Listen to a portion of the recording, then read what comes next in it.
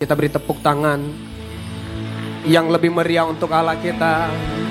Lebih meriah lagi. Haleluya.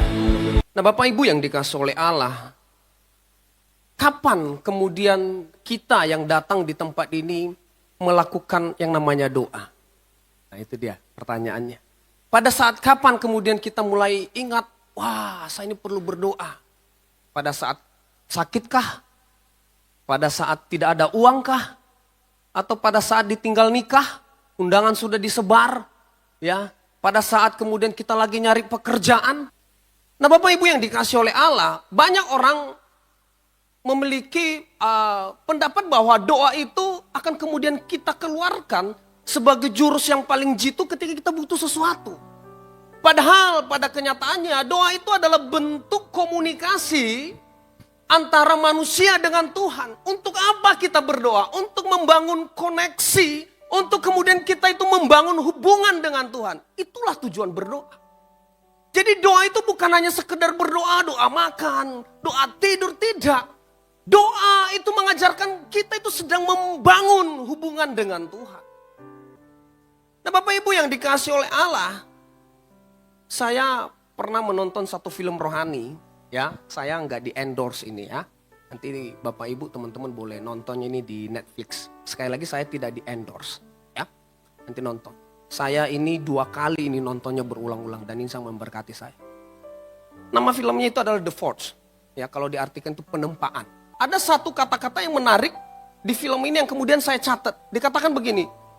Kita itu tidak bisa memperlakukan doa itu seperti ban serep.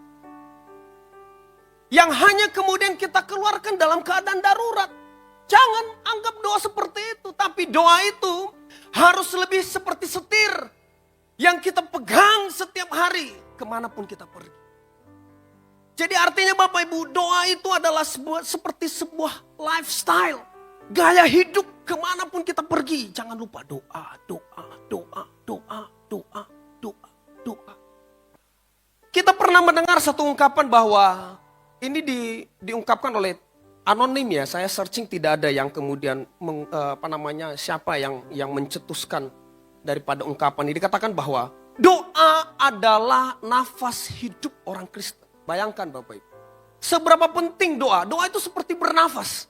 Artinya Bapak Ibu, teman-teman, kalau di dalam ruangan ini kita tidak berdoa, artinya kita tidak bernafas. Doa itu seperti nafasnya orang hidup orang Kristen. Jadi kalau kemudian kita mau bernafas, ya berdoa. Dan apa yang terjadi kalau kita tidak berdoa? Maka kemudian kita akan mengalami namanya kematian rohani. Ibadah biasa saja. Enggak ibadah, biasa saja. Enggak baca Alkitab, biasa saja. Udah membal, enggak, biasa saja. Melakukan dosa, biasa saja. Nah Bapak Ibu yang dikasih oleh Allah, kita buka Alkitab kita di dalam 1 Tesalonika 5 ayat ke-17.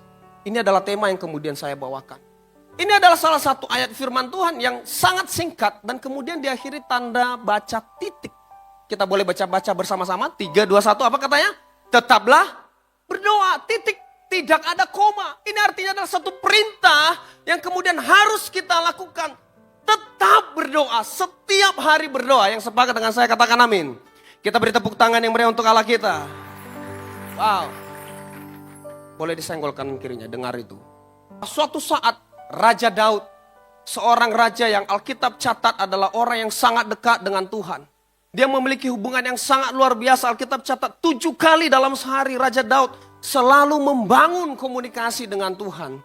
Nah pada waktu itu suatu saat Daud bersama-sama dengan orang-orang yang ikut dengan dia, itu kemudian berada di satu wilayah yang namanya Ziklag. Nah Alkitab catat ketika Daud dan rombongan yang bersama-sama dengan dia meninggalkan Ziklag, di mana Ziklag itu di situ tinggal anak istri mereka, harta benda mereka. Nah tiba-tiba orang Amalek itu kemudian datang menghampiri Ziklag. Dan Alkitab catat Ziklag dibakar hangus. Di dalam 1 Samuel 30 ayat yang ke-6. Bapak Ibu yang dikasih oleh Allah, apa yang dialami oleh Daud? Alkitab catat, dan Daud sangat terjepit. Pernah mengalami dalam keadaan terjepit, kanan kiri kita merasa gak ada lagi. Kanan kiri tertutup, depan belakang tertutup, dikejar-kejar debt collector, punya utang banyak, tidak ada uang, pernah mengalami itu? Daud mengalami ini Bapak Ibu. Alkitab catat, dan Daud sangat terjepit. Karena apa? Rakyat yang ikut dia itu hendak melempari dia batu. Bayangkan, orang yang ikut Daud, orang yang kemudian bersama-sama dengan Daud, tiba-tiba berbalik arah ingin membunuh Daud. Wow, kalau kita di posisinya Daud, orang-orang terdekat kita mulai mengancam kita. Stres enggak? Stres dong, berat badan pasti turun. Tapi apa yang dilakukan oleh Daud? Dikatakan begini ayat selanjutnya. Tetapi Daud menguatkan kepercayaannya kepada Tuhan. Bayangkan, raja yang sudah berpengalaman dalam medan pertempuran. Alkitab catat Daud jarang kalah. Ini kan karena dia pergi meninggalkan Jiklak, makanya orang Amalek bisa menawan anak istrinya. Kalau misalnya mungkin pada waktu itu Daud tetap di Jiklak, mungkin beda cerita Bapak Ibu. Nah, apa yang terjadi? Orang yang kemudian punya pengalaman dalam medan pertempuran tidak mengandalkan kekuatannya Bapak Ibu. Di dalam 1 Samuel 30 ayat yang ke-8, Alkitab mencatat Daud membangun komunikasi dengan Tuhan. Apa yang dilakukan? Kemudian bertanyalah Daud kepada Tuhan, katanya, haruskah aku mengejar gerombolan itu? Akan dapatkah mereka kususul? Dan ia berfirman kepadanya, kejarlah, sebab sesungguhnya engkau akan dapat menyusul mereka dan melepaskan para tawanan. Bapak Ibu yang dikasih oleh Allah, sekalipun kita punya segudang pengalaman, pendidikan yang tinggi, tapi ingat satu hal, dalam melakukan sesuatu, berjalan, mau maju atau mundur, jangan lupakan, tetap tanya kepada Tuhan. Yang sepakat dengan saya katakan amin. Kita beri tepuk tangan yang meriah untuk Allah kita. Ya, mau buat bisnis sama orang, mau deal-dealan sama orang, kita perlu berdoa. Berdoa artinya kita itu tanpa Tuhan tidak ada apa-apanya. Dengan berdoa artinya kita mengandalkan Tuhan, bukan mengandalkan kekuatan kita. Yang sepakat dengan saya katakan amin. Kita beri tepuk tangan. Wow, yang meriah untuk Allah kita. Haleluya. Suatu saat Bapak Ibu, di Israel itu terjadi kekeringan. Alkitab catat 3,5 tahun. 3 tahun 6 bulan itu tidak turun hujan. Israel mengalami kekeringan. Alkitab catat 3 tahun 6 bulan tidak turun hujan. Setelah diselidiki, siapa penyebabnya ini? Kemudian dapatlah di dalam Yakobus. Ya, Yakobus 5 ayat 17 sampai ke 18. Ternyata yang menahan hujan itu tidak turun siapa? Nabi Elia. Ternyata di dalam Yakobus 5 ayat 17 ayat yang ke-18 dikatakan begini. Elia, seorang nabi, adalah manusia biasa sama seperti kita. Coba lihat kanan kirinya. Coba lihat kanan kirinya. Nah, kira-kira seperti itulah Elia. Dicubit sakit Bapak Ibu. Alkitab catat Elia itu manusia biasa, sama seperti kita. Lalu apa yang membedakan Elia dengan kita sehingga Elia bisa menahan hujan dan bisa kemudian menurunkan hujan? Alkitab catat, dan ia telah bersungguh-sungguh apa? Berdoa. Itulah yang membedakan kita dengan Elia. Tapi Elia, Alkitab catat, bersungguh-sungguh berdoa. Tahu Bapak Ibu, arti kata bersungguh-sungguh berdoa artinya ada hal yang kita lakukan, yaitu terus-menerus. Pernah dengar ungkapan berkata begini, berdoalah sampai mukjizat itu terjadi, amin. Itulah. Lalu, apa yang terjadi? Elia kemudian berdoa supaya hujan turun. Dan di ayat yang ke-18, Elia berdoa, hujan turun. Nanti Bapak Ibu teman-teman bisa baca dalam 1 Raja-Raja 18 ayat 41 sampai ke 44. Ada proses di dalam kemudian setiap apa yang kita minta kepada Tuhan. Tidak serta-merta apa yang kita doakan langsung Tuhan jawab. Ada diperlukan ketekunan di dalam berdoa. Yang sepakat dengan saya katakan amin. Kita beri tepuk tangan yang meriah untuk Allah kita. Suatu saat Paulus dan Silas itu berada di kota yang namanya kota Filipi. Alkitab catat Paulus dan Silas berada di kota Filipi itu untuk apa? Untuk memberitakan firman Tuhan. Tapi ada sekelompok orang Yahudi tiba-tiba kemudian memfitnah Paulus dan Silas. Sekelompok orang Yahudi ini berkata, wow, 2 orang ini telah mengacaukan kota ini. Sehingga apa yang terjadi? Pemerintahan yang ada di kota Filipi itu menangkap daripada Paulus dan Silas. Dan Alkitab catat Paulus dan Silas pada waktu itu masuk ke dalam penjara. Apa yang terjadi Bapak Ibu yang dikasih oleh Allah? Kisah Para Rasul 16 ayat yang ke-25 sampai yang ke-26. Kalau kita di posisi Paulus dan Silas, kita berada di penjara, apa yang kita lakukan? Update status? Gak bisa ya, di dalam penjara gak bisa. Ya, apa yang kita lakukan kemudian ketika di dalam tekanan? Saya yakin dan percaya ketika mereka difitnah di penjara, mereka ini didera ini, dipukulin ini Paulus dan Silas. Badan mereka pasti pegel-pegel ini, dihajar habis-habisan. Karena dianggap sebagai pengacau. Lalu apa yang dilakukan oleh Paulus dan Silas? Hanya satu kegiatan yang mereka lakukan. Yaitu apa? Berdoa. Di dalam Kisah Para Rasul 16 ayat yang ke-25 sampai 26. Alkitab catat, tetapi kira-kira tengah malam, Paulus dan Silas apa? Berdoa dan menyanyikan puji-pujian kepada Allah, dan orang-orang hukuman lain mendengarkan mereka. Dan apa yang terjadi? Akan tetapi terjadilah gempa bumi yang hebat sehingga sendi-sendi penjara itu goyah, dan seketika itu juga terbukalah semua pintu dan terlepaslah belenggu mereka semua. Apa yang dilakukan oleh Paulus dan Silas ketika berada dalam tekanan? Berdoa. Beritahu kanan kirinya, kamu lagi tertekan, berdoa. Iya, lagi stres, berdoa. Jangan update status. Jangan. Ya, jangan update status. Wow, banyak kali masalahku. Orang yang gak senang sama Anda senyum diam. Tahu apa katanya? Tahu aku lagi berantem dia sama suaminya ini. Ya, kalau lagi ada masalah dengan keluarga, suami istri, jangan tiba-tiba Anda hapus postingan Anda dengan suami Anda di media sosial Anda. Saya mau kasih tahu, ada 3 orang, 5 orang yang tidak senang dengan keluarga Anda. Dia akan kepo. Oh, Eda, di WA-nya itu Eda, coba cek IG-nya ini. Kenapa, dak? Gak ada aku tengok foto suaminya. Jangan update status, jangan update masalahmu. Kemana kita harus kemudian ketika punya tekanan? Datang kepada Tuhan. Seperti yang dilakukan oleh Paulus dan Silas. Bapak Ibu yang dikasih oleh Allah. Ketika Paulus dan Silas kemudian berdoa, apa yang terjadi? Alkitab catat, pintu penjara terbuka. Dan yang paling menarik adalah di dalam Kisah Para Rasul 16.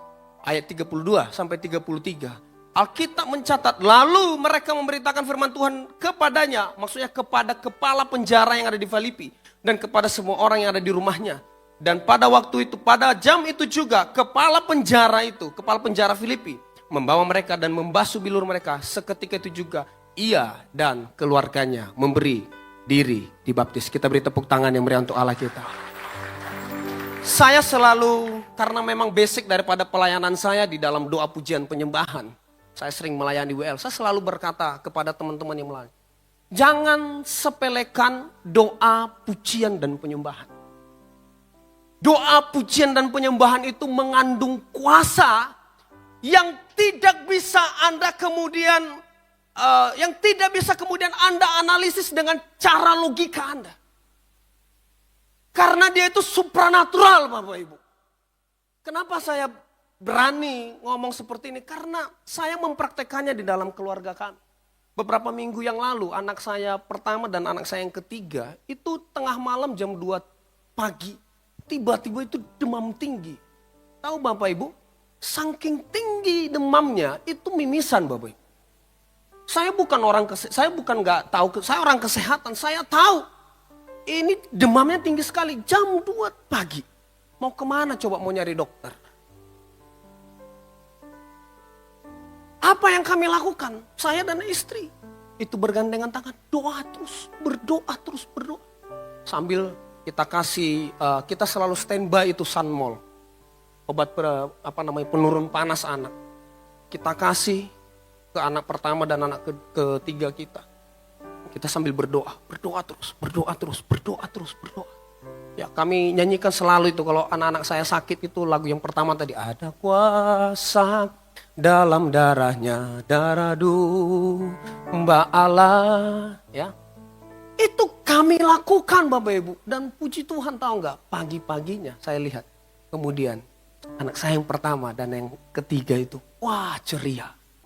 Berdoa itu menandakan bahwa kita itu tidak mampu. Kita mengandalkan Tuhan. Tanpa Tuhan kita tidak ada apa-apanya. Kita beri tepuk tangan yang meriah untuk Allah. Yang terakhir Bapak Ibu, apa yang dilakukan oleh Tuhan Yesus? Yang notabene-nya 100% manusia, 100% Allah. Selang beberapa jam sebelum dia ditangkap. Selang beberapa jam sebelum kemudian Yesus bertemu dengan seorang pengkhianat, muridnya sendiri yang bernama Yudas. Alkitab mencatat dalam Matius 26 ayat yang ke-36. Maka sampailah Yesus bersama-sama murid-muridnya ke suatu tempat yang bernama Getsemani. Lalu ia berkata kepada murid-muridnya, duduklah di sini sementara aku pergi ke sana untuk apa? Berdoa. Itu Alkitab mencatat salah satu kegiatan yang dilakukan selang sebelum beberapa jam Yesus ditangkap, yaitu berdoa. Bayangkan Bapak Ibu, Yesus memberikan teladan. Ini menandakan bahwa penting sekali berdoa. Sekali lagi ya, Yesus memberi teladan. Malam ini, sore ini kita berubah. Kalau jam-jam doa kita mulai tidak ada, mulai berubah. Mulai besok, atur, set alarmnya. Harus punya jam doa kepada Tuhan. Bangun komunikasi kepada Tuhan. Dan apa yang terjadi ketika kemudian Yesus pada waktu itu pergi untuk berdoa dan kemudian Yesus kembali. Di dalam Matius 26 ayat 40 sampai 41 Alkitab mencatat. Dia mendapati murid-muridnya apa? Sedang tidur. Makanya Bapak Ibu yang dikasih oleh Allah, kalau kemudian ada jemaat tidur dalam ibadah, saya mau katakan hati Yesus sedih. Ya, pastikan kanan kiri Anda tidak ada yang tidur. Apalagi ruangannya ini kan dingin ya. Dingin, sejuk, banyak tekanan pula. Tidurlah dia. Lumayanlah 2 jam. Hilangkan dulu stres ya kan. Nanti keluar nanti kita pikirkan lagi mungkin pikirnya. Bayangkan. Yesus kembali dia lihat ini murid-muridnya sedang tidur. Kemudian Yesus mengingatkan begini. Tidakkah engkau sanggup berjaga-jaga 1 jam saja? Sekarang pertanyaannya saya kembalikan kepada kita semua termasuk saya. Tidakkah engkau sanggup meninggalkan handphonemu 1 jam saja untuk kemudian berdoa kepada aku, kata Tuhan Yesus malam hari ini teman-teman Bapak Ibu. Tidakkah engkau sanggup letakkan handphonemu 1 jam saja. Jangan buka Facebooknya, jangan buka Instagramnya. Tinggalkan itu semua dan Anda berdoa.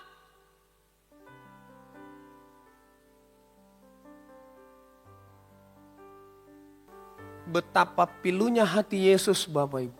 Kita sanggup tahan 3 jam hanya untuk nonton live PK orang.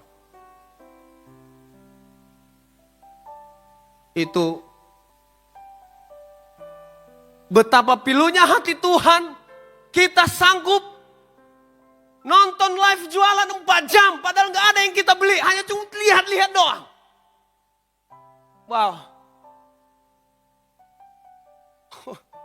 Tuhan bilang gini, saya cuma butuh 1 jam. Hei, 1 jam Anda gak usah sentuh handphone Anda. Dan bangun komunikasi dengan saya. Tapi malam ini, apapun beban, tekanan yang Bapak Ibu sedang hadapi. Kita tutup dengan ayat ini Bapak Ibu dan kita baca bersama-sama. Filipi 4 ayat yang ke-6. Wow. Wow. Kita baca bersama-sama. 3, 2, 1. Janganlah hendaknya kamu khawatir tentang apapun juga. Tetapi nyatakanlah dalam segala hal keinginanmu kepada Allah dalam doa dan permohonan dengan ucapan syukur. Beritahu kanan kirinya, jangan kau takut. Jangan kau khawatir, beritahu, jangan saya yang diberitahu. Beritahu kanan kirinya, kalau itu pasanganmu katakan, jangan kamu takut, beb, sayang, ma, pa. Jangan kamu khawatir, kalau itu temanmu bilang, Kedan jangan kau takut kawan. Jangan takut kamu, jangan khawatir. Jangan takut jodohmu, jangan takut banyak saingan di pekerjaan. Semuanya Tuhan telah sediakan. Kita bangkit berdiri bersama-sama.